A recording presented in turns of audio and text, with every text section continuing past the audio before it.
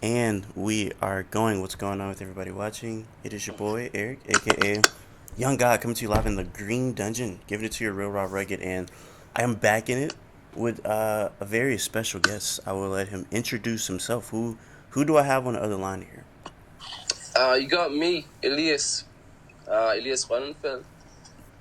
Nice talking to you, man. Hey man, nice talking to you. How you doing today? I'm doing good. I had good lunch. I had good breakfast. I did some. I'm in London. Um, and yeah, I went and did some um, some radio stuff with this singer called Joanne Robertson. We just played tunes on the radio. It's kind of like a pretty day, rainy, but yeah. Well, I just want to say one, I appreciate you because we just joked that we went through like an Oppenheimer operation of trying to set up this very convoluted setup that we had going on. We got it, so I appreciate you for being patient and sticking with me, man. Yeah, well, this technology always remains difficult, but we figured it out. Have you never been a technology person? I don't know, like when I was a teenager and stuff, I could figure out SoulSeek and like illegal downloading and I don't know shitty HTML code but no, like when it comes to like actually being useful about it, no. Interesting. It's like I don't know. I've reached a point where I feel like I'm old because I've like given up on trying to understand technology. It's like something that like I feel like a lot of people are eager to like discover and try to find out what's the new thing.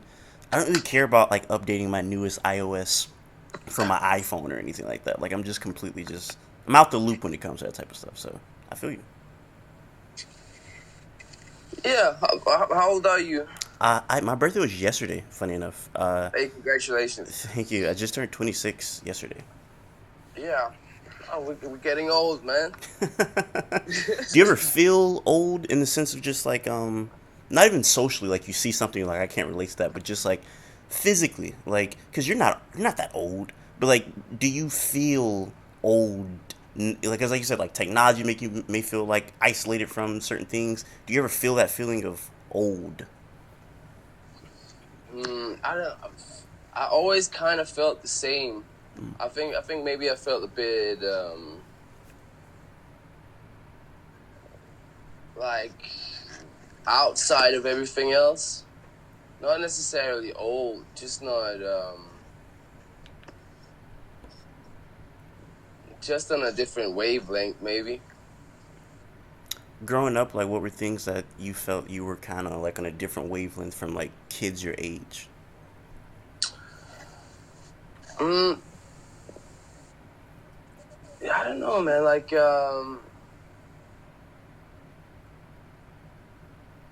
it's like when you're growing up and stuff, and you kind of like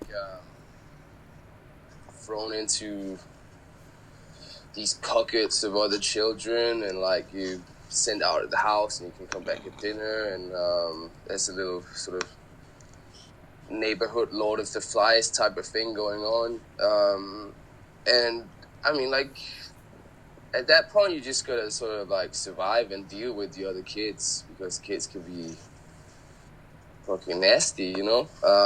But I think it's just like you go to primary school and I don't know. I was like a young punk kid, so you kind of like a bit of an outcast,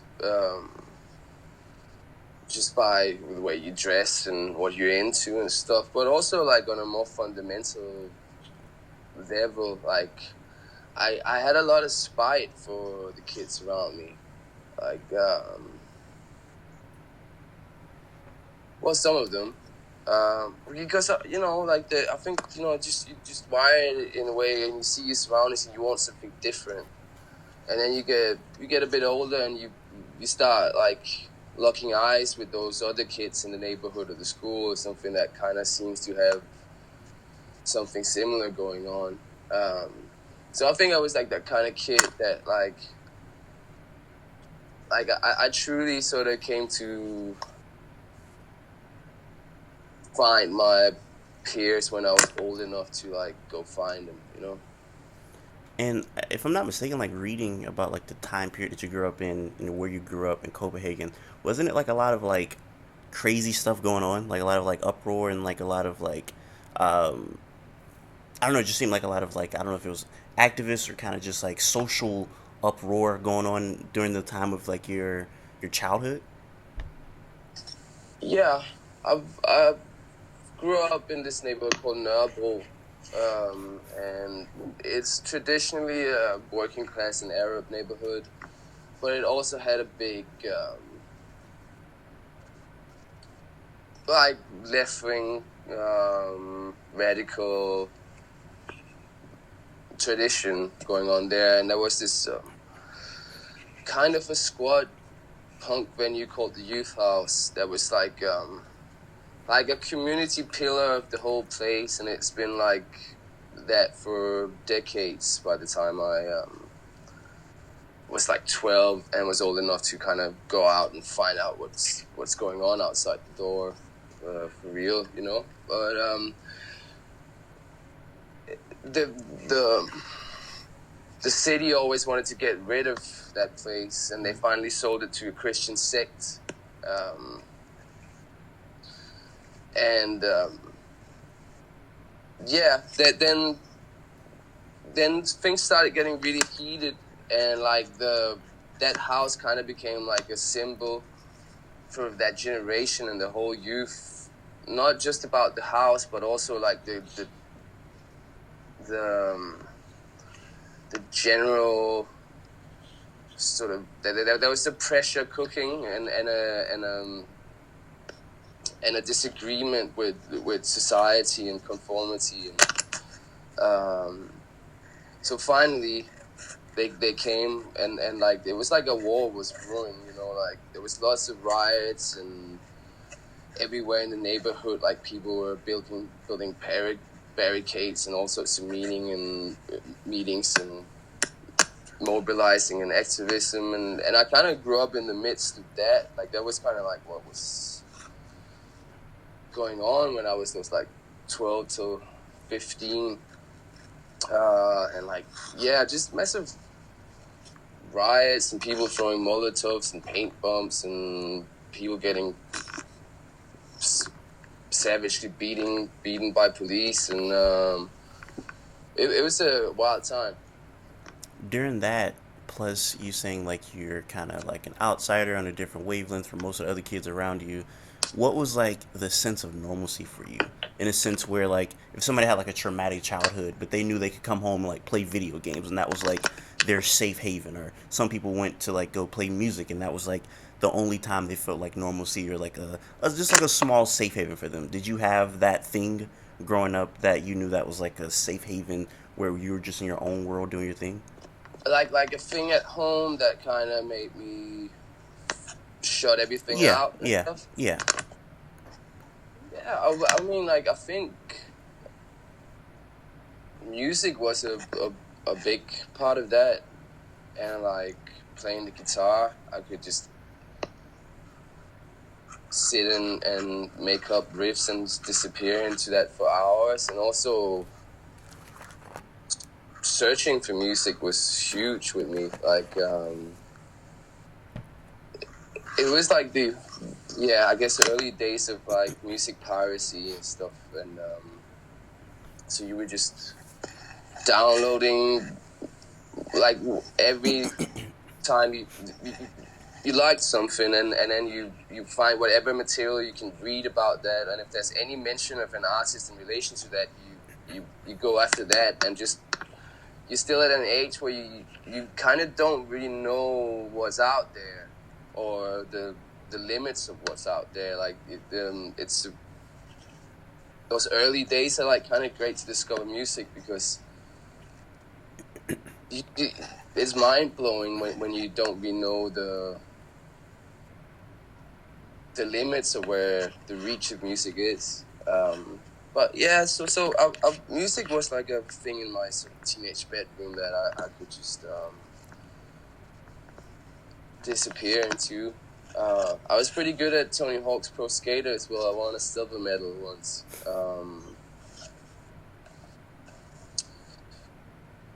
Yeah, I like drawing.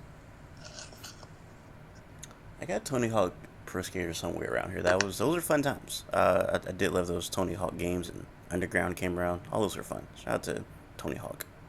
Yeah, Tony Hawk's Underground was a great one. Very very fun stuff. I think Bam is like on the front cover. That's a fun ass game. But yeah, you But man, that's the reason. Tony Hawk's Underground is the reason I didn't win gold at the Tony Hawk's competition. Because the kid I was playing with, he had tried Underground, and that's the first game where they introduced like the thing where you could have a manual, and then you could sort of spin it around and you double your combo. yeah. I didn't know that. I didn't realize that you actually won a real. I thought you were saying like you figuratively won like a medal in the game, but you actually won like a real medal in the competition. Kind of, like it was like a PlayStation event for kids, and like you put your hand up and you got up on stage and played some other kids. Were you really good? I got a PlayStation sweatshirt. That's hard. Were you really good at video games, or was Tony Hawk like your best go to game? No, I wasn't like that good at video games. I wasn't really on the level with the real video game guys that were playing lots of Counter-Strike and Diablo 2 and but I had like a PlayStation. No, yeah. Shout out to Tony Hawk. You were kind of going back. You were talking about kind of how like music was your safe haven, and you were like doing a lot of research on like music, rather if it was, I guess, like past music or music going on currently. I could tell like when I like look at any of your interviews, you know a lot of artists and a lot of songs. It's kind of like overwhelming. Like you'll reference like 35 artists I've never heard of, and I've always thought like, how in the hell do you know all these artists? But it makes sense. You were in a zone where you were just doing a lot of research and just finding new music throughout that, I guess, what, the adolescent years of your life. Yeah, I mean that's cool to hear, but the way I kind of went about it was also like finding interviews with current artists I liked and like see what they recommended, and you just like keep digging and like instead of just listening to your favorite new artist music, you try and figure out, well, what components are they made out and what components is that made out and like kind of like just keep on branching out just to try and like there's so much stuff out there to discover. It still goes on. Do you feel like that, I guess, like, because usually, like you said, when people are like looking for artists, they just might find an artist. Oh, I like this song, but you were kind of like, you said you were like looking at like the components of the songs that they were making, and then trying to find other artists who were making similar components of like the song, the similar like or the same way. Were there any artists that you found out in that period where you were just like, I'm assuming like LimeWire or like that era of Napster or whatever? Are there any artists to that day that you, I don't know, super impacts your music to this day that you found out about during that time of illegally downloading music? Well, I mean, like it's like if you're a young kid, you're into punk, then you found out that the punk band you like, they were inspired by Suicide. Then you find out that the Suicide kind of was like the thing that grew the no wave movement. Then you get into Teenage Jesus and the Jerks, and because of that scene, you find James Chance in the Contortions, and like he plays the saxophone in a wild way. Where does that come from? Coltrane, boom. Then you're into jazz. It's like everything is just like yeah. It's like a spider web. It's like a spider web almost. Yeah, roots or something. No, that's cool. That's cool. It's like it's funny because I feel like I found out about Iceage in a somewhat similar way.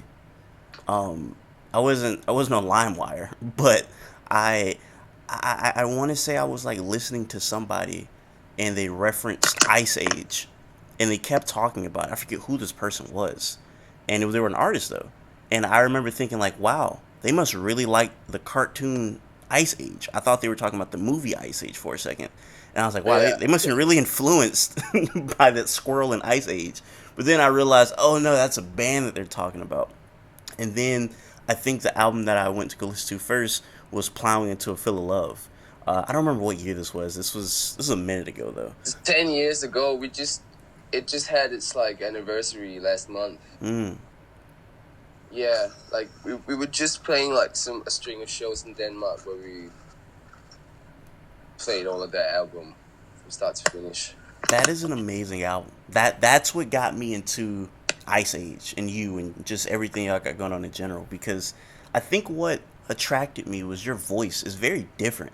Like you have like a very like deep, almost like raspy voice at times. But I think it was more so the delivery of your tone. You like on throughout that album, um, you almost and kind of be honest too. You kind of almost sound like you're like just like desperate, and it's like you're crawling, you need water, you're like in a hot sun, like it just feels like you are just like super duper just like on your just last, and you just need to get these words out. And it's funny because the new album sounds nothing like that. Like your the delivery is very different. Is that a conscious thing, or am I just looking too deep into it? Well, I mean, Because I also want to just add too, Seek Shelter also doesn't sound like that. I feel like Beyondless and Plowing to Feel Love, you have this just like in dire need type of voice that it's kind of almost not on Seek Shelter, but it is on Beyondless and Plowing to Love Feel. yeah, I mean, like I think it's like it's Flying was probably the record where I really started opening up and like fully exploring the sort of possibilities of songwriting without like constraints of like, you know, punk has to be this or that, and like and like it was a big step in like finding our own voice. But I mean, sure, we were desperate and we remained so. But it's always been a very conscious effort for Iceage and myself to like I don't want to repeat myself. If I've said it, then like, and even if the formula worked, like I don't want to like do a sequel to nothing. Mm. It feels disingenuous. You don't want to start cosplaying like a version of your former self or something. You know, that feels like the beginning of the end. You know. So it's always been like a thing of like keep moving forward and just doing something that's like sincere and representative of where you're at in your life. Has there ever been a moment where you had to catch yourself trying to recapture a moment that you just couldn't do, and you realized like you were, you know, kind of being stagnant doing that? Yeah, I mean, like after Plowing, it took a few years until Iceage did another record, and I went on and did some records with a project called Marching Church in the meantime. But like that was because we saw that the songs that we were writing just kind of felt like a continuation of what we just did, and we were happy about what we just did, but we didn't just want to continue down that vein. So like we just kind of put a hold on it and was like, well, fuck, this is not exciting. So yeah, but then again, like we just did the anniversary thing, and that's the first ever retrospective type of show we ever did, and it actually was kind of nice to honor that thing. Like I thought it deserved it. It's like I said, that's the album that got me into you guys, and I feel like before I even get to that, I do want to, because we were talking about like the delivery, that's what like got me. I do want to read this. I wrote this down because like for example, Under the Sun, that's like one of my favorite songs by you guys. And I said I always felt like that sound. It sounds like somebody in a hot desert who's dying, and they're trying to crawl to a shaded area with the water. That's what that song sounds like to me. And the whole song is like a crescendo to that moment. Like when it ends, it sounds like you finally got to the shaded area with like a bottle of core water or something. Like that's what that song sounds like to me. It's a really good song. I like that imagery. Yeah, Yeah, it kind of makes sense, and then it does have that big. Everything builds up to that release at the end of it. We haven't played that for a long time, actually. Maybe we should bring it back. It's such like you're. I feel like that, in my opinion, I think that might be my favorite vocal performance of yours, cause just the way, like I said, it just sounds super. The I'm not even gonna try to impersonate how you sound, but it's just super duper good. Like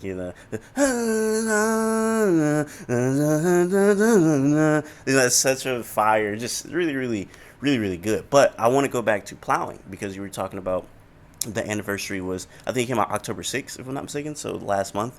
And with that, another thing that was interesting to me was the videos to plowing. I really enjoyed like the visuals. And as somebody like you, who I feel like is a really good songwriter, you make the songwriting very vivid. So you're vivid with your words. How important do you think visuals are? If you're already being super duper vivid with the words, how important do you think the visuals to accompany the already vivid words you're writing? Like, yeah, I like to use a lot of very blatant imagery in my songwriting, and it's like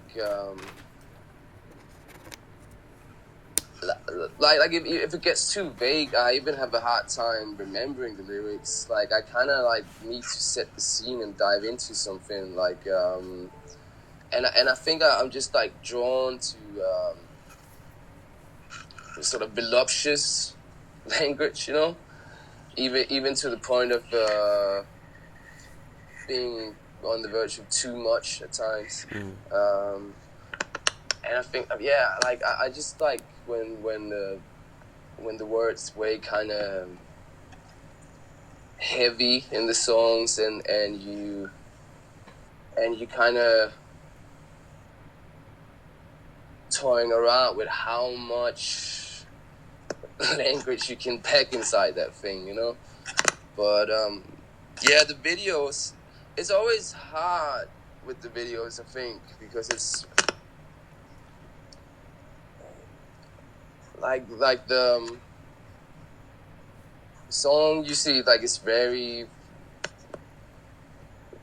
clear representation of a point in life you were at, or a feeling you felt or something, and it's there in the song, but like, oh no, fuck no, we gotta put fucking pictures to it as well, with like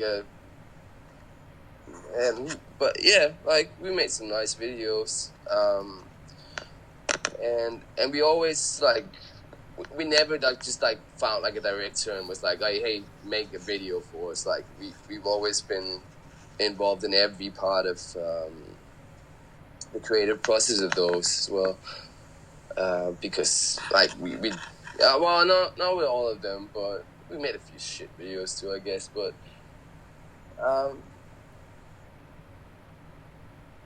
yeah, to answer your question, it's difficult. Because I know you said that Stalker, you wanted that to be like a film, right? Well, not exactly. It was an idea for a novel Or that I had, novel, excuse me. Yeah, novel. and Yes, then my I fault. kind of realized that I wasn't gonna write that, and then I tried to see if I could package it into like a 3-minute song. So like I think I was confusing that with your, I think your parents, they grew up acting, correct?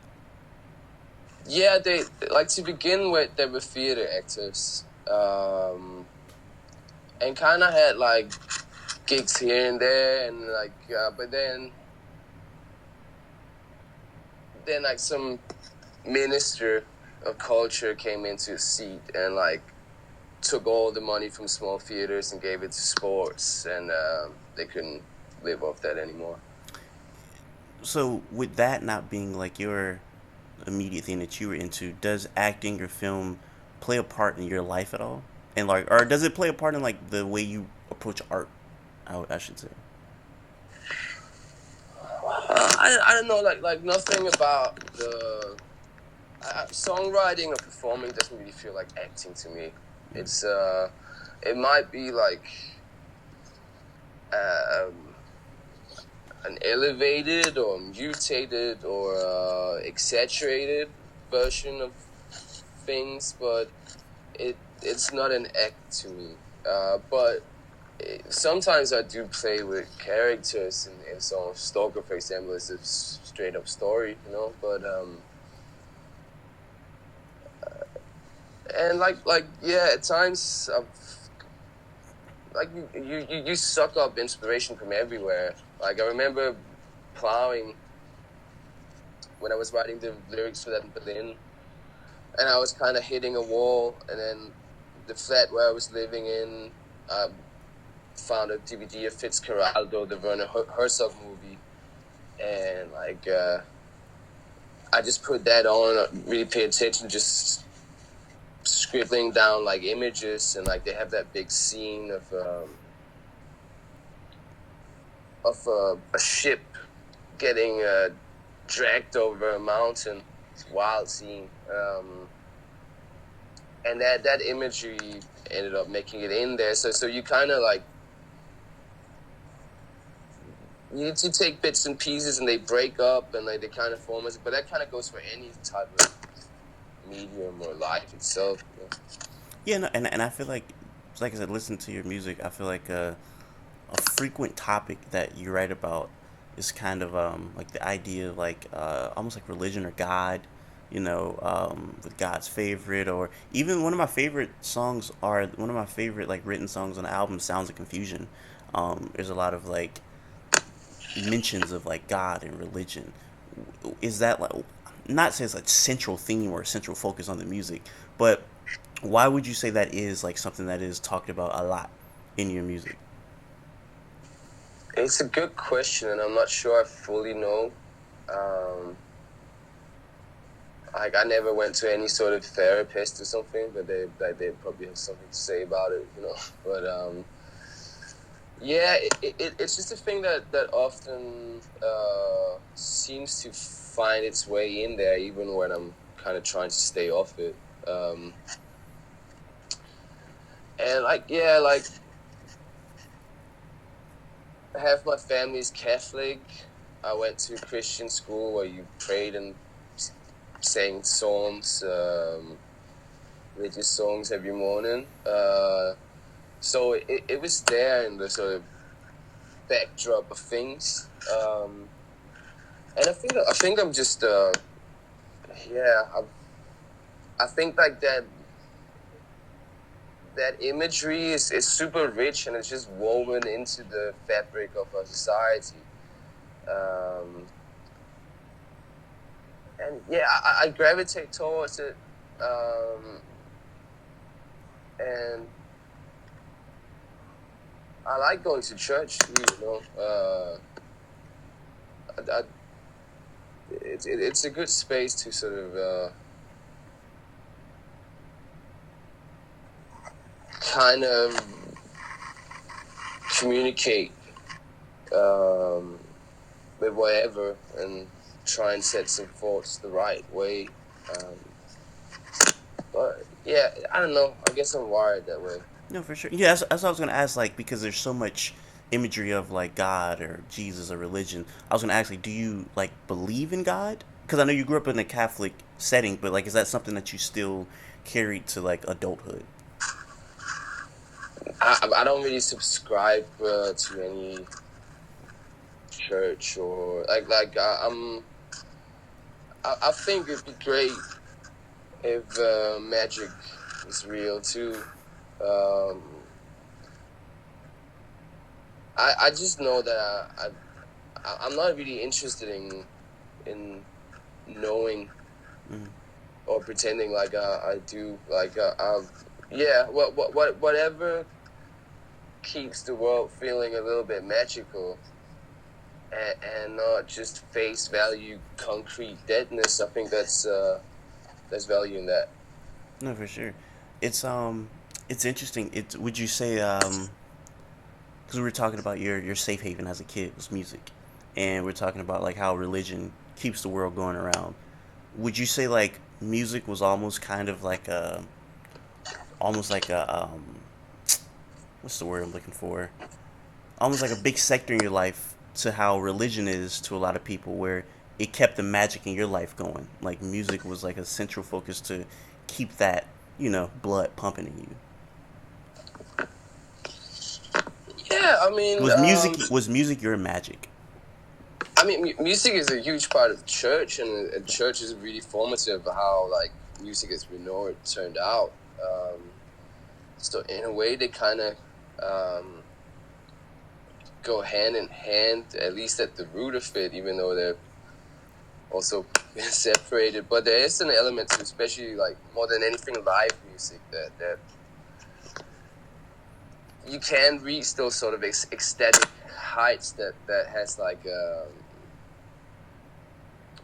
reverie to it, or a sense of communion, and yeah, whether that's church being like music or music being like church, well, I don't know, but yeah, there's parallels there for sure. This is funny. I didn't expect to bring this up, but a lot of times in my interviews, I talk about gospel music because I like gospel music is like one of my favorite genres ever. And I've never heard like European church music. I've never heard like people in Europe singing like Christian songs or whatever. And like I grew up hearing like black people in the South sing gospel songs in a very unique way that really isn't like done anywhere else. So like I was just curious if like you growing up where you grew up at, uh, have you ever heard like I don't know like black gospel before, and like what was your reaction to it? Because like growing up singing songs, I would imagine in the way that you sung it was very different from how you would see like a black church sing a song. Yeah, I mean, like like the music at churches was more like, you know, a bit more how do you say, like, Like formulaic. yeah, and like, like old songs that's dates back to hundreds of years ago, and kind of like not like a ecstatic, high spirited type of thing, like kind of like the, well, some of it's really nice and kind of like has parallels to like classical music and stuff, but yeah, some of it can feel a bit suppressing as well. Like um but no, gospel music, yeah, I think, like, like you're aware of people like Aretha Franklin, and stuff growing up in Europe as well, so it's not like um it comes as a huge surprise. It's around, but I think later when you start diving into the where various parts of music is comes from, yeah, you see that so much goes back to American gospel.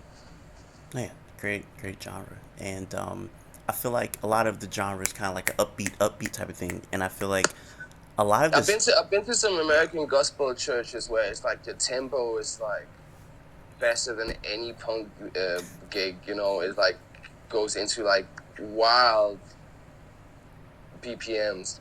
No, no, there are very fast BPMs. And I was going to say, I feel like Heavy Glory. I feel like there's a lot of songs on here that are more up tempo. I feel like than y'all have been doing for Iceage for the past few years. Like I feel like Worm Grew a Spine is like a very like feel good tempo. Like the tempo to Worm Grew a Spine. I think that was that like one of the first singles, if I'm not mistaken, for the album. I think it was the third one. Third one was the third single. That is like I love the video. I love the song.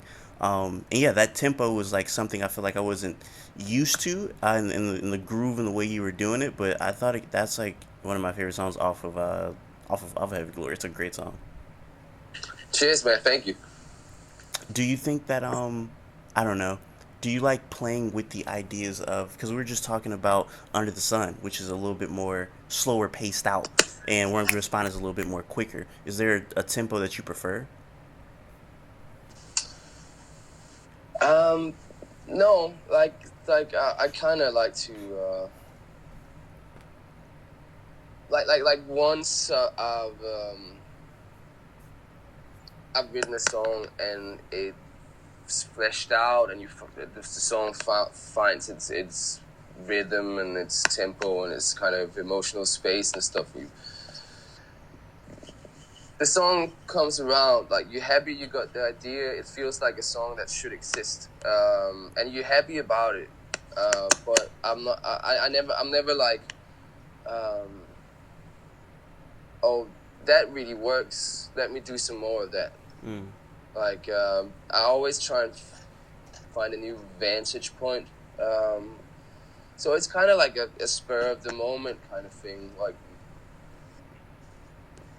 what is the melody, the idea ask for, or do you start with a fast drum beat and go from there? And it's like it's always about just finding something that resonates with you and that you can feel, and that like you feel drawn to completing the idea. And I often feel like I don't have that much choice in the matter. It just kind of comes out in the only way it can. And when you're like coming up with a song, are there ideas that usually hit first? Like, does the melody, like, for example, are you ever just walking down the street and you have a melody just pop in your head? Do you ever like get your phone and like record it so you don't forget that melody, or you think of like you know what I'm saying? Does that ever happen? Yeah, a lot, man. Yeah. Like I've got like 900 or thousands of iPhone memos of like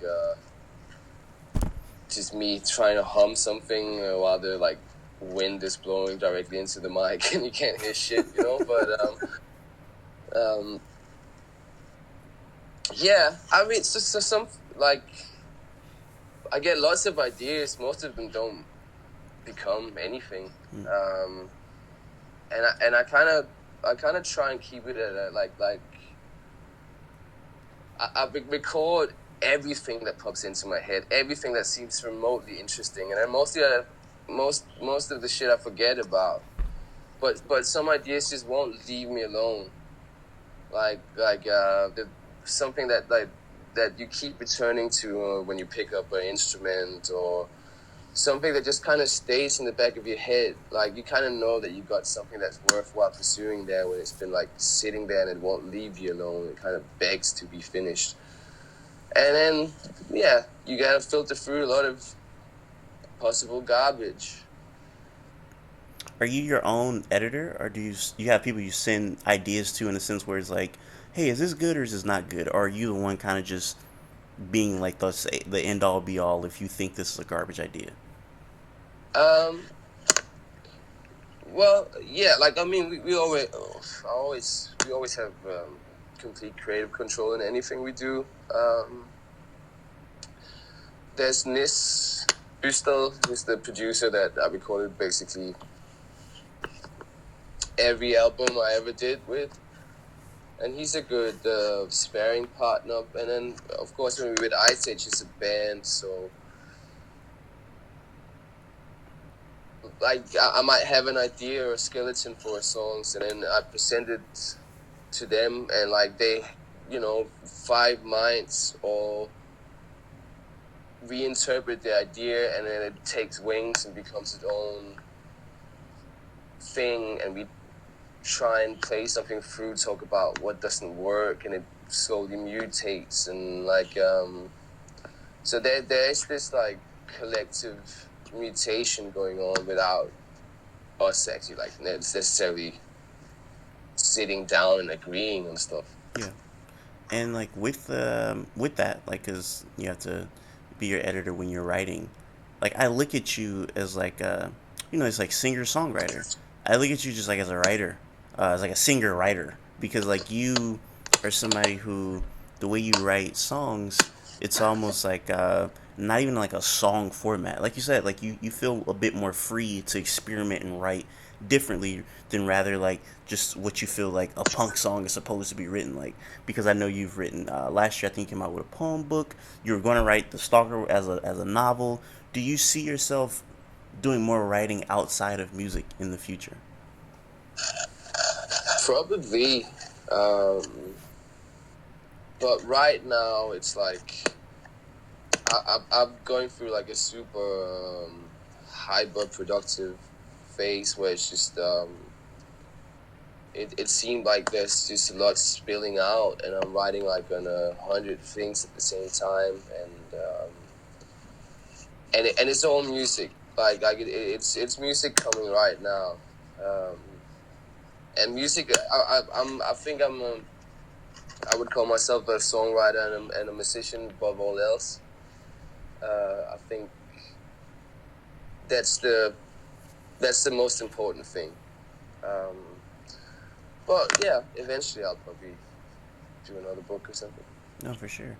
I guess closing out, to not keep you too long. One of my favorite songs off the album is Close. And I know you said you were just performing that, I guess, like at a radio station. Was that today you did that? Um, no, but that was with Or not Joanne Close, but Robertson. Soldier Song. You said Soldier Song. I think you were performing that, right?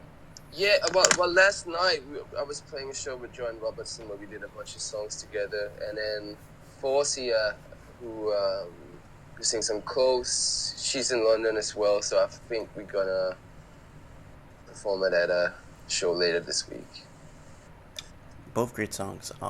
Close is one of those songs where um, it's almost like throughout this album, like you have something like Worm Grew a Spine, but then Close is a much more like slowed down acoustic song with almost like folky type vibes a little bit. Damn near like I feel like you're dipping into like elements of country throughout this album. I don't know if I'm reaching with that. Was that a conscious effort? Not really. Mm. Like, yeah, no. I mean, it's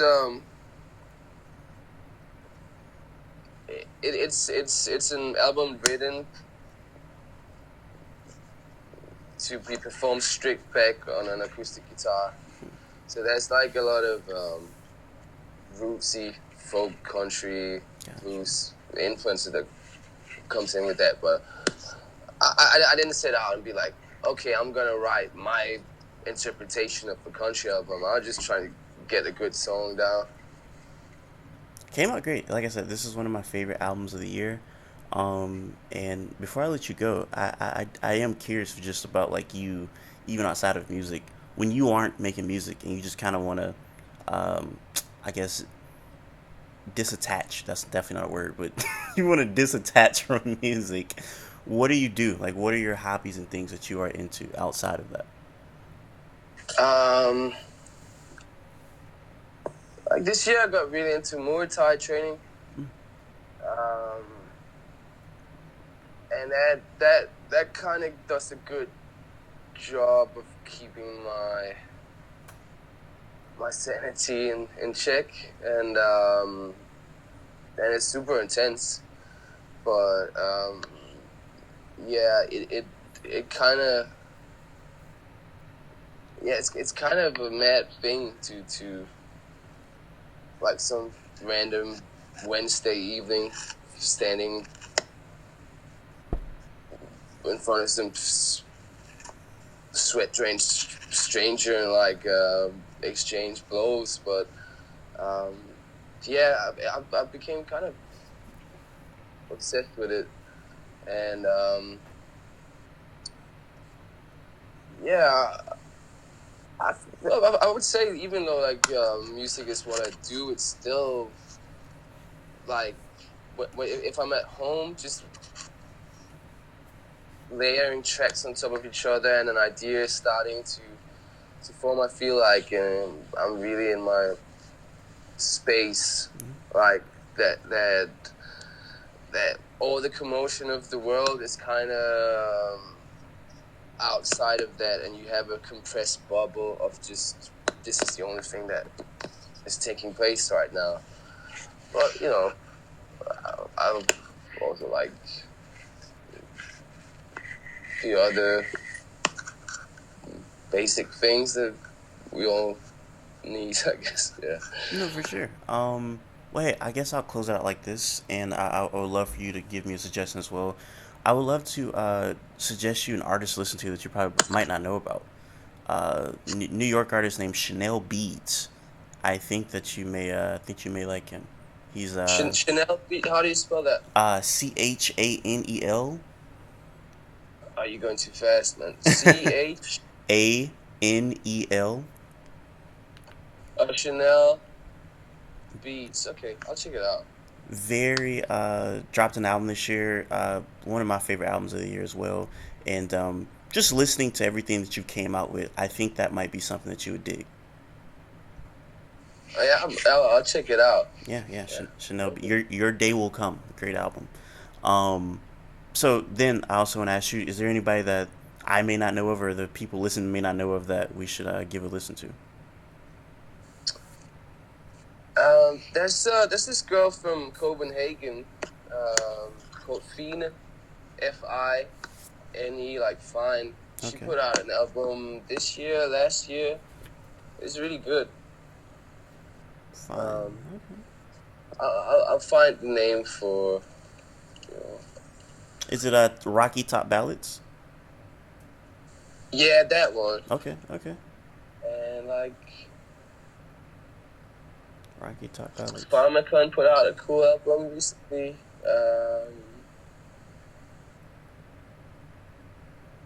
Yeah, I'm bad with coming up with stuff on the spot. But no, it's a good one. Okay, I'll go. Fiend is how you pronounce it. Fiend. Fine, yeah. Alfina. Okay, I will definitely check her out. Wait, if there's any last words you want to say to the people watching, the floor is yours.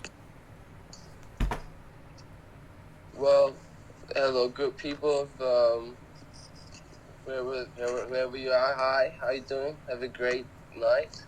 I don't fucking know, man. What's up? Hey, anybody watching, please go listen to Heavy Glory. Definitely be one of the best things you'll put your ears to this year by far. And also, if you've never heard any of his music, go listen to how goddamn amazing and desperate he sounded on Under the Sun. You will not regret that. And until next time, I appreciate everybody. I say what I mean what I say. Haters are gonna hate, players are gonna play. You guys holler at your boy.